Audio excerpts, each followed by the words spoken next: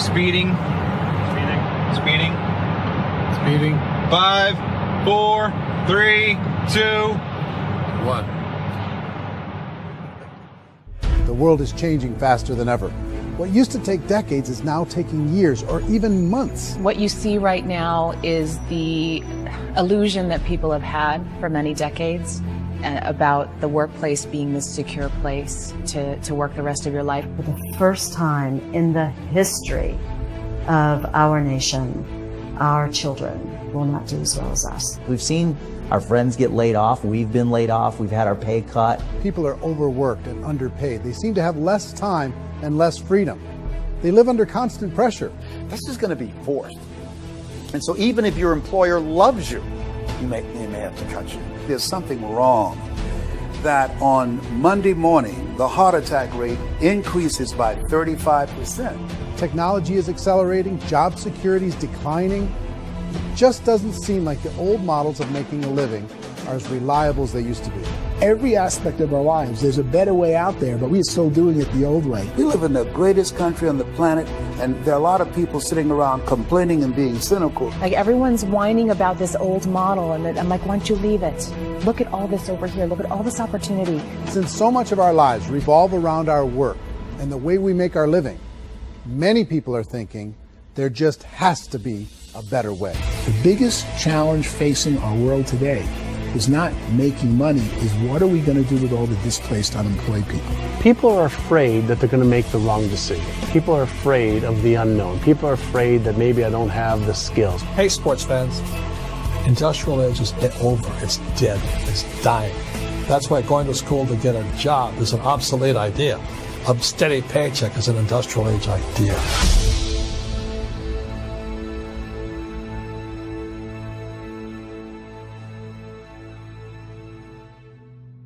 It's the search for answers that has brought us here together today.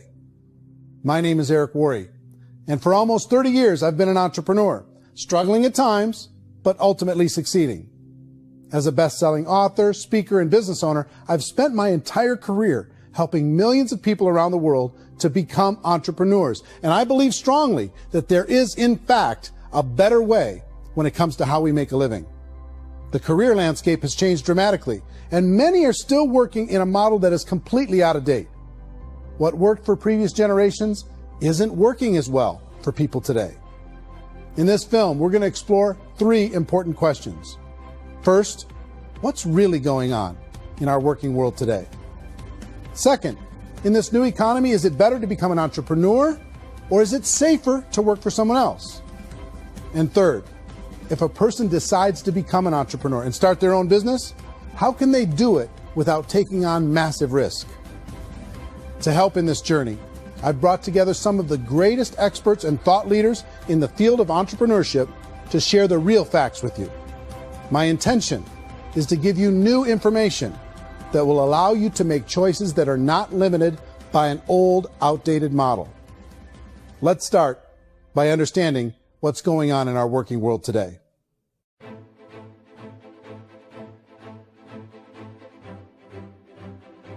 Let's look at unemployment. 30-40% of the people are honestly not working, but would be working. What our government does is if you haven't found a job in 6 months, we don't call you unemployed. We pretend you dropped out of the labor force. I've often said that unemployment, particularly structural unemployment, that's unemployment due to technological changes, is the first sign of economic growth. Think of it, 10 people live on an island. They go out every day and fish.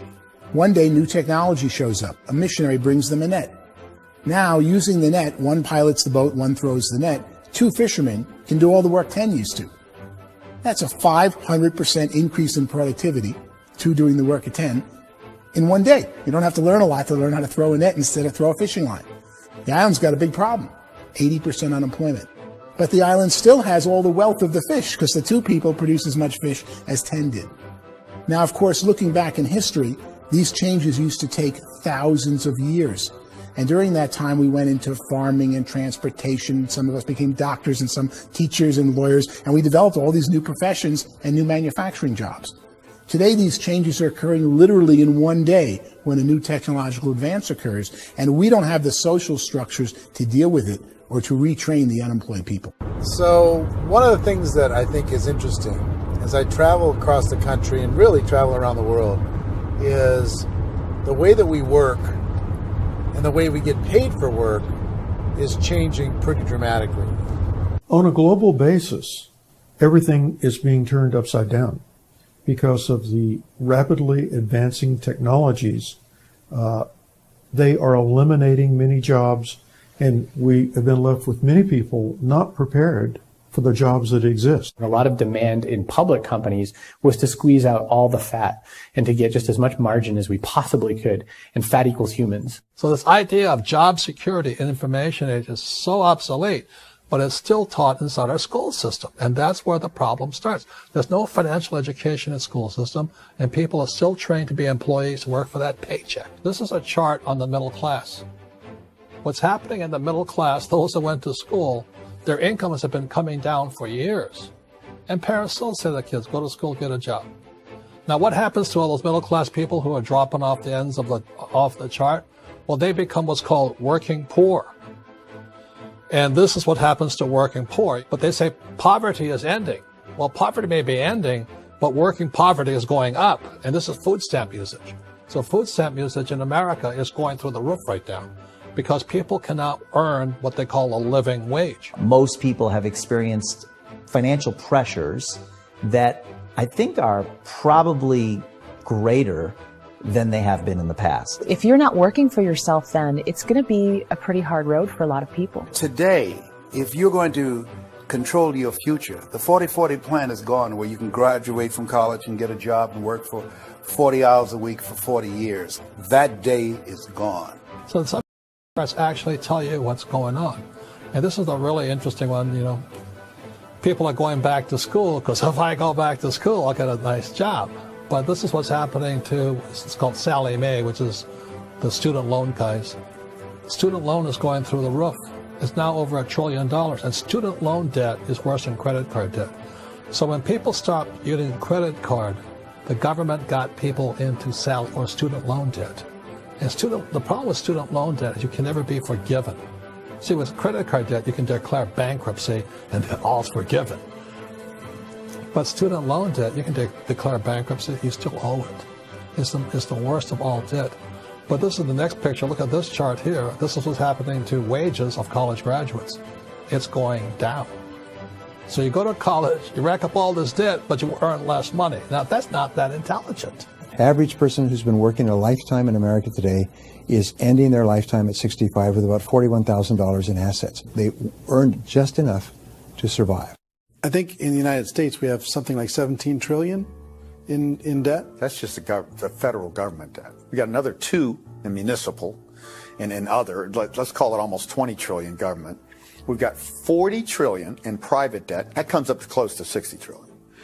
When you then add something we never had before, what you were talking about, when we look at the unfunded portion of Social Security and primarily Medicare, Medicaid, that, at the most conservative estimates from outside firms, Kleiner Perkins, 67 trillion and growing.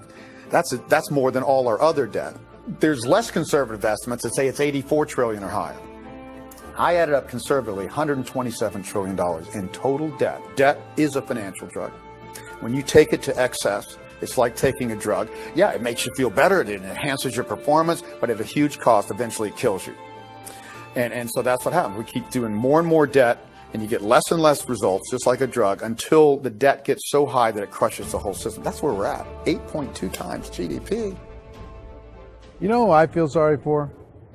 I feel sorry for the person who dreads going to work, who is sick to their stomach on Monday morning, who hates their alarm clock, who gets a little glimmer of hope on a Wednesday because it's hump day and says, thank God it's Friday.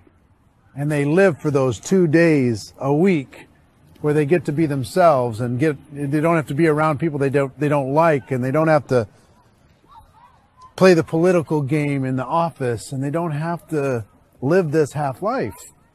The person that works 50 weeks a year just to be able to have the 2 weeks for vacation. And you know what happens to most of them nowadays? They don't have a vacation. They have a staycation. They have time off of work, but they don't get to go where they want to go because they're overextended. They've got all this debt. They got all this situation. They hate their alarm clock. They can't sleep until they're done. They have to spend most of their life in traffic. I feel sorry for that group of people because there's a better way. They just don't know it. I see this really interesting attempt at rugged individuality in a 6x8 rectangle. And I feel like you're all the same, except for the little push pins of the pictures. There's different pictures. Yours is named Jenny and his is named Sujara, but it's the same people. And this is how they are, and they're just like the zombies, and there's no joy in there, there's no fun. There's always like the wacky woman who decorates her cubicle, and that's the most she can do there. You got to give her credits, right? The wacky cubicle woman. The basis for their life is worry. I'm worried, you know, maybe I'll get fired. I'm worried maybe my company will go out of business. I'm worried I can't keep spinning the plates on paying the bills. I'm worried about how do I send my kids to college. I'm worried, what if the transmission of my car breaks? That's, you know, 2 or 3, I can't fix it. People live in a sea of worry, and it eats at them. Those signs that people held up during the Depression didn't say looking for gainful employment in a cubicle. It said looking for work. Work is what we're looking for. Job is just a unit of measurement. Work is what we're going after. It's time to look in the mirror and say, it's not the economy, it's my economy. It's my little world of where I am. I need to improve. I'm not going to wait for the economy to come back because, frankly, the economy is doing great in this country. So I'm here on Wall Street, the financial center of the universe, the financial capital of the world. This is where most people's money goes to at least be held for a time, right? With interest rates in banks being effectively zero, and many experts are predicting it's going to stay at zero for the next 10, 20, even 30 years, people feel like they don't have any choice but to put their future into equities, to put their future into the hands of other people on this stock market, and hope that the stock market goes up, hope that the stocks that their advisors pick or that they pick goes up.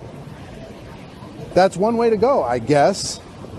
It's my personal belief that if you put your future into the hands of yourself, in other words, you have earning power by yourself, I think you're a better investment than these guys. I think you controlling your future is a better option than handing over your retirement to these guys. The average household income in the United States is approximately $50,000 a year, what they call the middle class. To reach the top 25% of income earners, you need to earn at least $90,000 a year. To reach the top 10% would be a household income of $140,000, the top 5%, $190,000, and to be in the top 1%, you'd need a combined household income of at least $380,000 a year.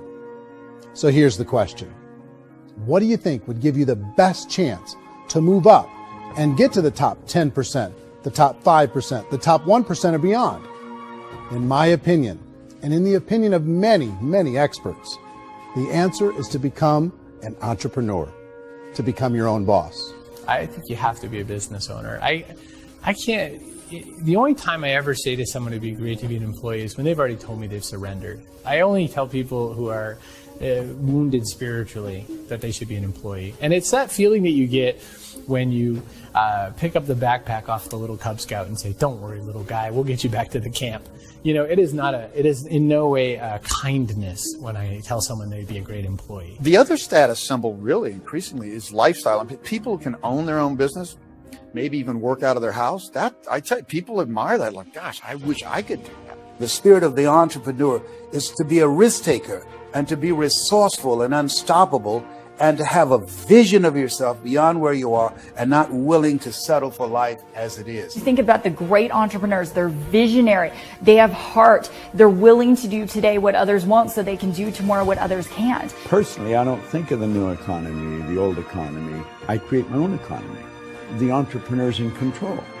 I decide what the economy is going to be like. In the world of entrepreneurship, there are no limits. You can make as much as you want, depending on how much you want to work and how smart you are and how great a team you put together. There's no more lifetime rewarding business than being an entrepreneur. Why in America, where anyone could be anything, would people want to give up their freedom and become effectively a modern-day slave, told shut up and be here every morning at 7:30, leave at 5:30, and do what I tell you? If people decide to become an entrepreneur and work for themselves, they have some traditional options, but they're riskier than you might think. Any kind of a retail business, retail build-outs, is extremely expensive. Even just these small little yogurt stores where they're putting little yogurt machines and you get all the different flavors, you're spending $200,000, $300,000, $400,000 to open a yogurt shop. I would love to buy a Dunkin' Donuts, but it's $500,000 or so to start. I don't quite have that just-in-case money. Risking lose it all, and most guys do 2 or 3 times, and even big guys like Branson, because I'm such a fan of his, half his companies don't work. If you make $1 million, your problems are going to go. If you make $1 billion, your problems are really going to go. Just the opposite. You and I know when you're making $1 million, you get $1 million responsibilities. You make $1 billion, you got 1,000 times $1 million responsibilities. And most people say, I'd love to be my own boss. 70% of Americans would love to be their own boss, according to recent polls. But they don't know how to get there. Because what are you going to do? One, you could buy an existing business. If somebody's selling an existing business, you have to ask why. Usually because it's probably hard. It's probably not making as much money as they hope. 2, they could buy a franchise. A little less risk, proven system, but it's expensive to be able to do that. 3, they could start something from scratch. And that's where a lot of people feel like, I don't have the chops to do it. I don't have the money. I don't have the product idea. I don't have the expertise. I don't have whatever it's going to take to be able to get there, and I can't risk my family to do it. So, 4th, they could become an investor. A lot of people in this town invest to try and figure out a way, but you got to be pretty smart with that game too, right? Venture capitalists, who are the very best and most sophisticated in investing in new breakthrough businesses, make it on 1 out of 11. That means 10 out of 11 are mediocre or fail. Most of them fail. That's the risk there. An angel investor is lucky to get 1 out of 15 or 20. A business is a team sport. Like, I have to have accountants, I have to have engineers, I have to have systems designers, I have to have sales, marketing, I have to have accounting, I have to have mission statements, I have to have legal and all that. The average Joe Schmo, even me, I go out there, I don't have the skills to put a business together. I think the bottom line for the 4 traditional options is they take money, sometimes a lot of it. They take expertise, and they take time. All of that adds up to just too much risk for most people. I bought a business from somebody else, and it was a lot of work. And you start wondering, what did I just buy? Because I guess ultimately I own your email list, and I just overpaid for it. People that start their own business, they spend a lot of money, they spend a lot of time, a lot of effort to get things started. And the more you invest on the upfront, the harder you typically work at it. I can tell you what the success rate is of a restaurant. What is it? They're crazy enough. About 90% of them fail. About 90%. In how quickly? Year less. Wow. And if we're talking non-franchise, we're talking franchise, Sure. That's totally different. Yeah. But our students aren't getting franchise restaurants. You got to invest big money. Exactly. And with someone like McDonald's, you've had to work with the company for a long period of time, really know the Even have a chance at investing $1 million. have a chance, and it's a slim chance. What if there was a way that you had all the proven aspects, the comfort aspects, and you could still control your own life? What if there was both? In other words, you didn't have to create everything from scratch. You didn't have to be a super leader. All you had to do, what if there was a proven product already? You didn't have to create the product. And there's a proven system already, proven training already. Everything except an employer. That was the only thing that you didn't have. Do you think more people would be open to working for themselves in that environment?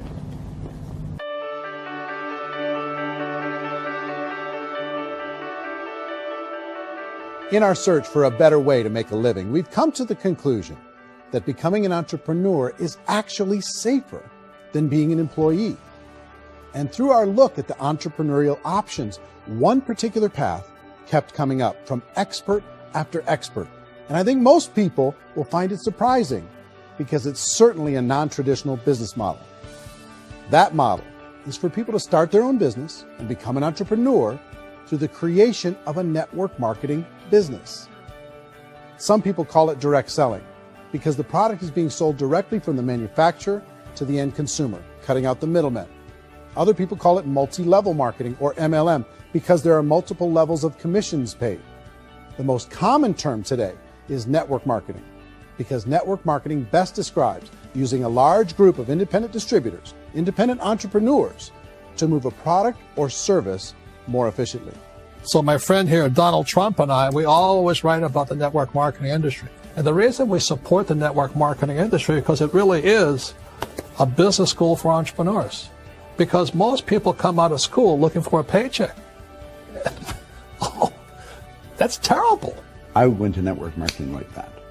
I think if it didn't exist, we should invent it. It is that good. I think direct selling is a great way to do business today. It's very easy to get into that industry, and you can be self-employed, be, in effect, an entrepreneur. When we see multi-billionaires adding network marketing companies to their portfolio of companies, that would be a clue. When we see people who are very famous authors and very famous business people endorsing the industry, that would be a clue. These network marketing companies aren't $50 million companies. They're billions and billions of dollars. They lead the stock market. They're major companies. When we're going to get it? You know, and you're going to school to work for a paycheck. But if you want to be rich, be an entrepreneur. And network marketing gives you the spirit to be an entrepreneur. A traditional company will spend up to 50% of their total revenue on marketing. Network marketing companies use a different approach. Instead of having all that extensive marketing expense, they utilize a network of independent distributors to do the marketing for them. Now, why do they do this? First, because word-of-mouth advertising is so much more effective today than traditional media advertising. Second, some products need to be explained or demonstrated, and an independent salesperson can do that more effectively than an ad campaign. Third, it's completely efficient. The company only pays for the marketing of their product if a sale happens and not before. Imagine if Amazon allowed you to become an independent distributor and paid out 40% of its revenue to that distributor group. All you had to do as a distributor was recommend a product, and if a person bought it on Amazon, Amazon would take care of all the logistics, and you'd get paid for bringing the customer. Now imagine you got paid for every purchase that customer made for the rest of their lives. Well, Amazon doesn't offer this option, but network marketing companies do. 85% of all buying decisions in our society are made as a result of word of mouth or reputation. We're recommending things to each other all the time.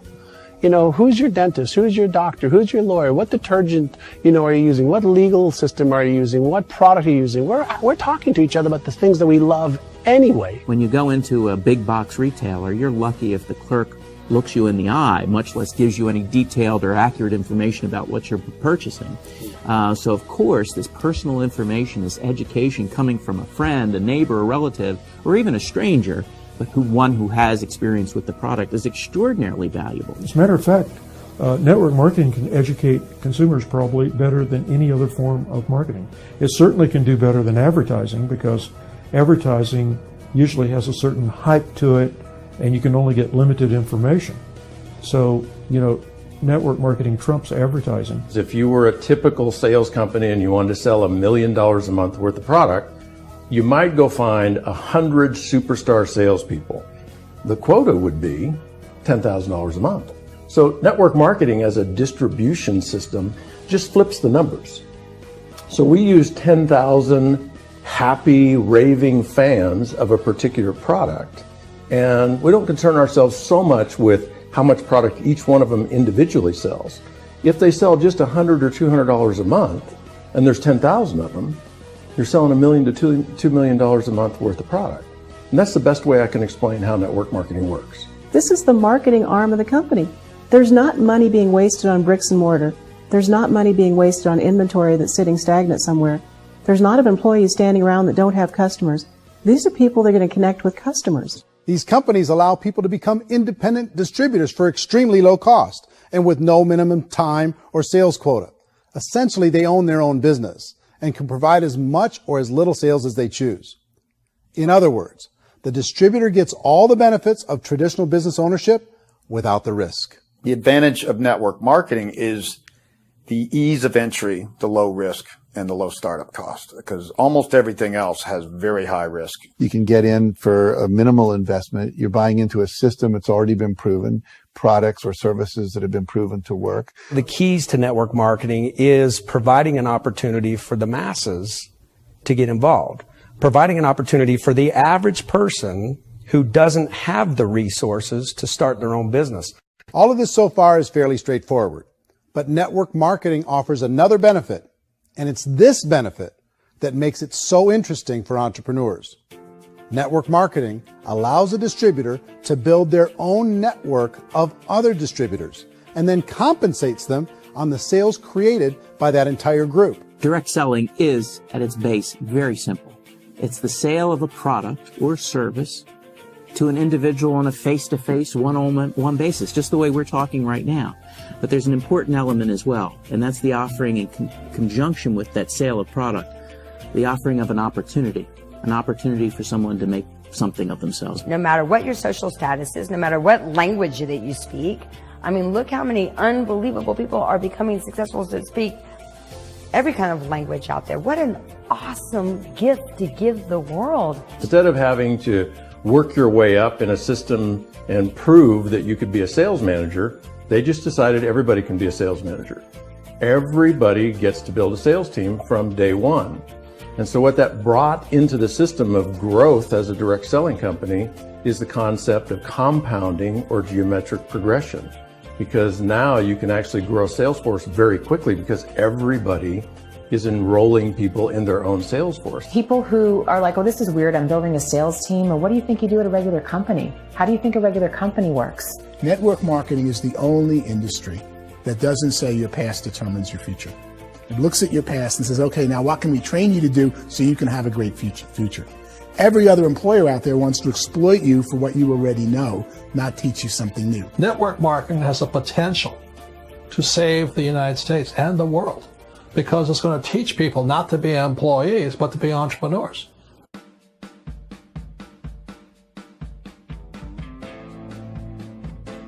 According to the Direct Selling Association, if you add up all the network marketing companies around the world, they combine to do over $178 billion a year in retail sales. To give you an idea of how big that really is, the NFL, the National Football League, does approximately $9 billion a year.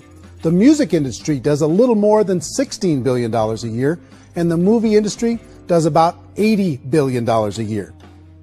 Using a conservative average, network marketing companies pay their distributors about 40% of that $178 billion in the form of commissions, which adds up to more than $71 billion a year.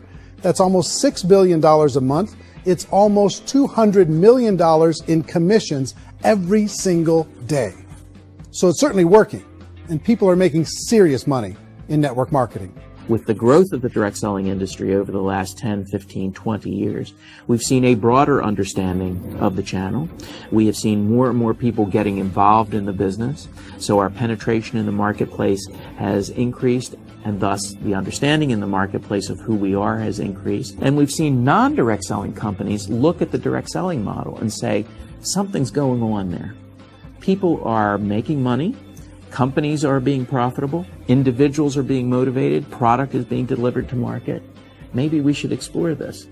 Some people think only the people at the top make money. Well, let's take a look at that as well. In the network marketing profession, there are roughly 500 people in the world who earn over $1 million a year. If you round that number up to $2 million a year, that adds up to about $1 billion a year. That takes the $71 billion paid out each year down to $70 billion. So where does the rest of the money go? The vast majority goes to part-time people making anywhere from a few $100s a month to many thousands of dollars a month. It goes to people who choose to make it a full-time career move and earning even more than that. Every day, people are using the money they earn through network marketing to pay off debt, have more fun, and improve the quality of their lives. Everyone I know in network marketing has been doing that since the 50s. They go to work when they want to go to work. They stop working when they want to take time with their children to have a leisurely breakfast and discuss issues and drive them to school. They go back to work when they get home, wherever they're working out of. The biggest thing that I've seen is people that have become much happier in their life. MLM has probably made more millionaires of more people in more countries, and I've spoken to them in 67 countries, than any other single form of business, starting from nothing. If they have a choice between working a job for the next 10 years or working a network marketing business for the next 10 years, the result of working the network marketing business will be better. A lot of people within the industry go on and make this a career and do extremely well at it. Network marketing has been nothing but good for everyone I know that's been involved with it because they did it seriously and they played full out and they've been very successful. It's been a constant barrage of success stories and people showing off stuff they got as a result of it. How many people are involved? Approximately 16 million Americans and 96 million people around the world are currently participating in network marketing. And in a recent poll, 82% of those people report a good, very good, or excellent experience with network marketing. So people are happy.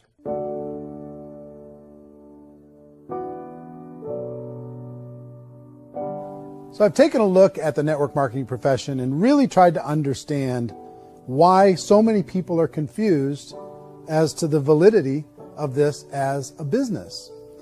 One is this pyramid shape.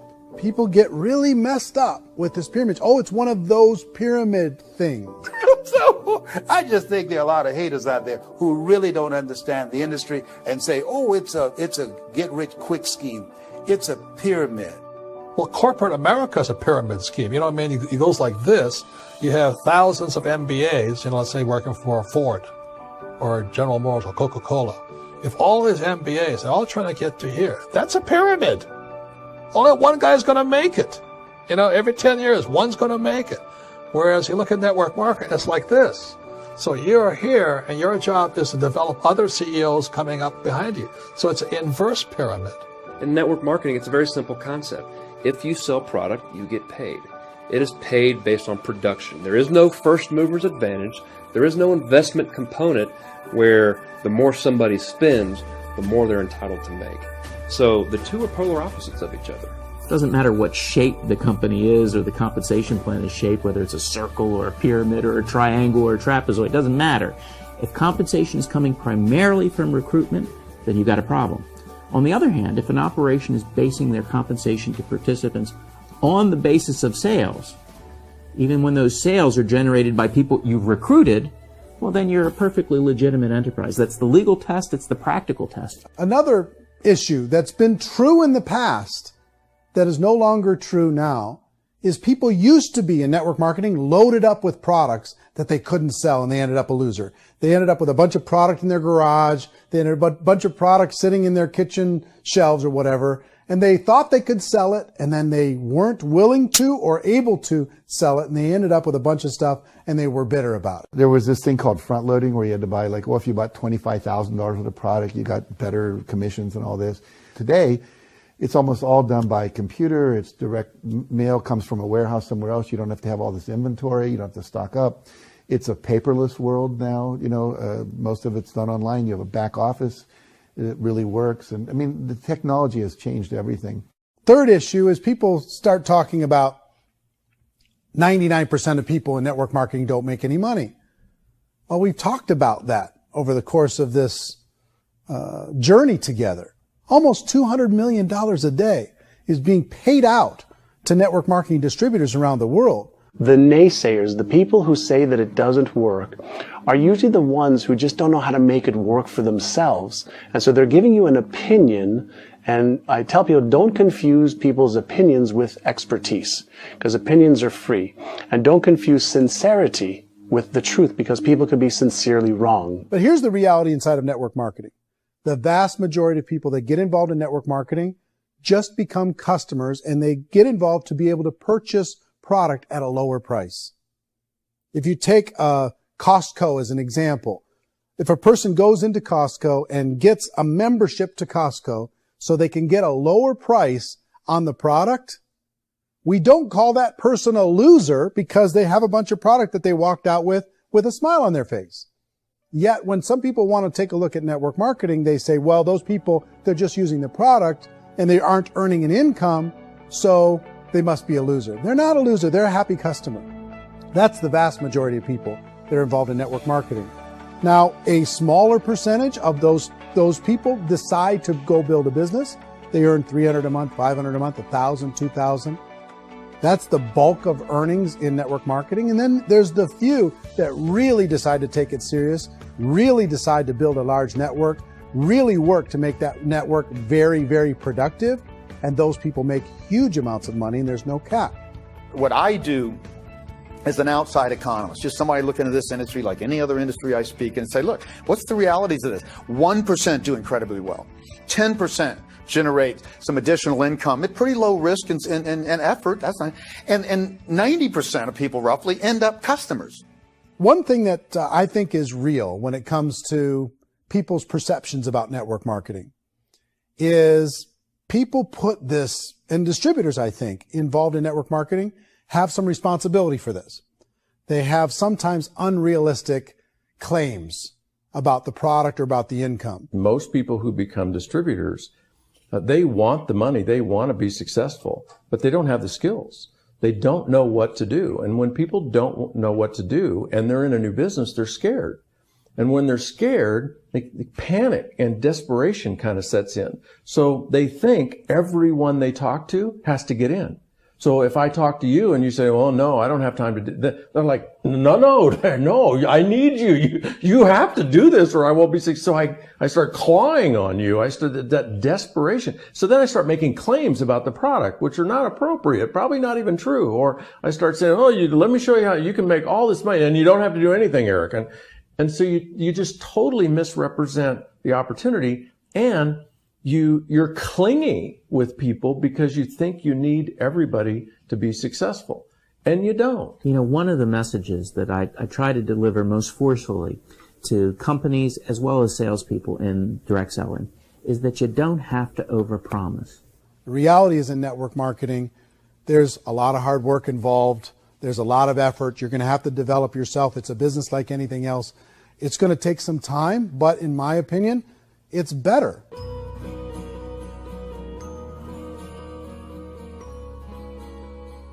It's light years better for people starting today than it was even 5 years ago. I think it's more widely accepted now, and people understand it is a business. It is being an entrepreneur. It is being a business owner. Our belief system is based upon our evaluation of something. And frequently, if we reevaluate a situation, our belief about that situation will change. The industry has changed and it's grown up. It's totally transformed. You've got young people today that have grown up with social media, and they understand networks. They understand how people are connected through technology, and they understand how money flows through those networks. So when they see network marketing, they don't see it the way their parents saw it. And we've all learned, the larger industry that you represent, has all learned from those mistakes and flaws and errors that have happened early on. Early algorithms didn't work the right way. That's all fixed.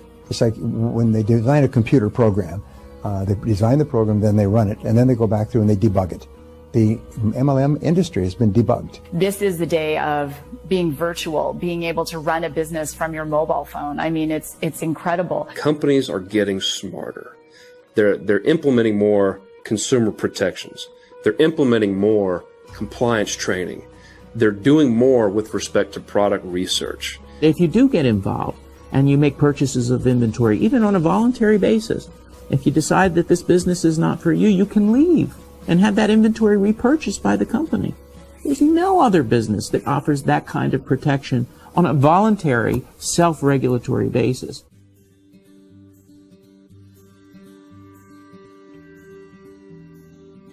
If you decide to look further into a network marketing business in order to generate more cash flow for your family, I would recommend reviewing the following 4 elements. First is the product or service. And on the product or service, I would ask 5 important questions. 1, do you like it? Is this something you would feel comfortable sharing with others? 2, is there a recognized need in the marketplace? It's hard to create a need if one isn't naturally there. 3rd, does the product meet that need? Does it solve a legitimate problem for consumers? And 4th, is it priced to sell? Can it compete in the marketplace? And fifth, is it priced for profit? Is there enough margin for the company and the distributor to be able to generate income for the long term? If you can answer the questions on the product to your satisfaction, the next element to consider is the company itself. Is it well run? Do you believe in the founders or the management team? Do you feel they have what it takes to go all the way? See, it doesn't matter how good the product is if the management can't take care of the company. Good management can change with the times. They can handle adversity. They can make good decisions. Make sure you choose a company that can serve you for a long time. The third element to consider is the compensation plan. And with that, there are three important things to look at. First, a brand new person needs to be able to generate some money fairly quickly. It may be an obvious reason, but you can probably imagine the ripple effect of a distributor getting involved and having even a small victory fast. That can only help with the overall success of the organization. Second, a person should be able to develop a moderate part-time income in a reasonable period of time. As they develop their network and as their sales grow, they should be able to enjoy more benefits. And third, for the people who are really serious, for those who decide to really go pro in the network marketing profession, there should be the possibility to make a serious full-time income if they work hard and are committed to developing their skills. If you're comfortable with the product, the company, and the compensation plan, the last thing you should look at is the support that will be made available to you. Does the company have a website? Does it have a solid online reporting tool? Do they have comprehensive training available? Do they host events to help you build your business? If you decide to do this, what kind of a support system can you plug into? Choosing a network marketing company is a personal decision. But evaluating the four elements of product, company, compensation plan, and support is a great place to start. Is the company promising that you're going to get rich quick or that you can make a lot of money without a lot of effort? That's a red flag. Is there a product that you really believe in that you think can be sold? Or are you being told by salespeople or the person who's trying to recruit you or by the company itself that don't worry about the product, all you have to do is recruit other people into the business? Red flag, warning sign. If you're hearing that, take a second or even a third look. Get to know the customers, the products, the business, have some success, and see where the opportunities might take you to move up in the organization. You want to find out how concerned are they about my education, my training, and my development? Is there a space for me to grow? Most important question. Learn everything that you can about the product. Make sure it's something that you believe in, and learn everything you can about the industry and work that system. You have to be very passionate about whatever that company is doing. I would get involved. You can always test drive anything, the product, the service, the community, and then lean into it a bit. If it feels good, then lean into it a lot. Behind me is the Lincoln Memorial. And this is a place where Martin Luther King Jr. had his famous "I Have a Dream" speech. And at that speech, he talked about his dream for equality for everyone around the world. And that's a noble dream. But I think more people need to remember what it was like when they were kids and the dream was still alive in them. Before it got beaten out of them by reality, by this paycheck, by these responsibilities, and by having to live for this job to pay the bills. I think people need to remember that, go back to that. Once they know that there's a better way, I think their future is going to be much brighter. They can live a better life.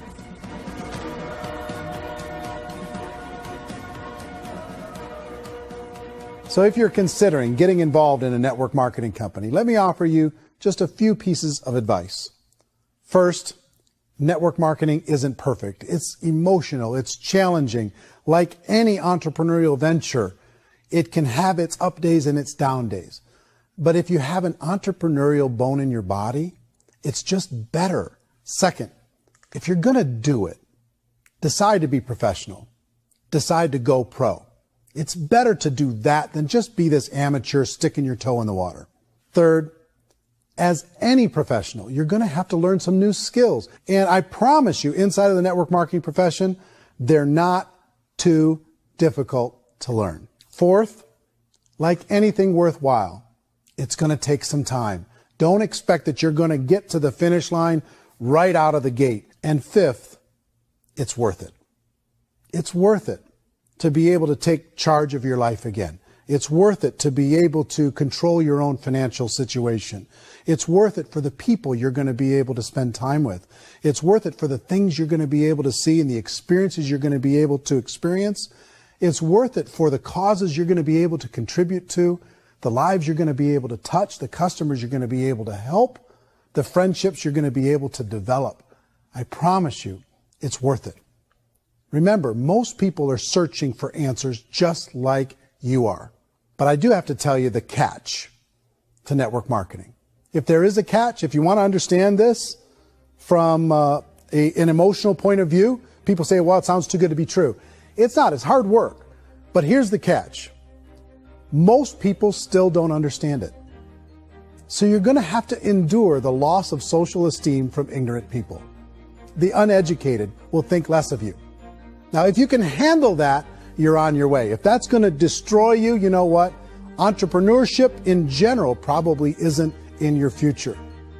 If you can face that catch, you can become unstoppable. I want everyone to really contemplate this if they're not in network marketing. You're in a job, you probably have a mortgage, you have rent, you have debt, whatever's going on. You're in a prison. You work just hard enough to keep them from firing you, and they pay you just enough to keep you from quitting. Come on! I've been there, done that, and bought that t-shirt. In network marketing, if you run into failure, it's really just a homework lesson for yourself. There's no one to blame. You really have no excuse not to be successful. You just don't. People don't want to hear that, but there's so much available to you. If you want to be a good network marketer, be a student to the people above you, be a fellow traveler to the people on the same level, and be a teacher to those below, and know when it's appropriate to do which. People who are not afraid of asking people to buy things, or not afraid of persuading people with a chance they may say no, these people own the future. Nothing happens until something moves. So you got to go move, you got to go do something, or nothing's going to change in your life. In the beginning, you're going to do a lot of things that you don't get paid for. But as you go down the road, you get paid for a lot of things that you don't do. And your job is rehabilitate the spirit, the entrepreneur spirit in all of us. You get it back. Either give it a strong yes or a strong no, but no wishy-washy, dilly-dally stuff in the middle. There's dreams and there are nightmares, but I believe that the biggest nightmare of all is when you don't pursue your dream. You're going to see some monumental growth in this profession. It's an exciting, exciting time to be involved in the network marketing profession. The next 10 years, I see just exponential growth. When that tipping point comes, it's not a matter of asking somebody, have you ever heard about network marketing? You're really asking them, which company are you building your wealth in? We are here to fix the world, to improve relationships with other people, to improve other lives. And the real reward comes as an entrepreneur in any level from teaching somebody something and watching them soar. There is no greater reward.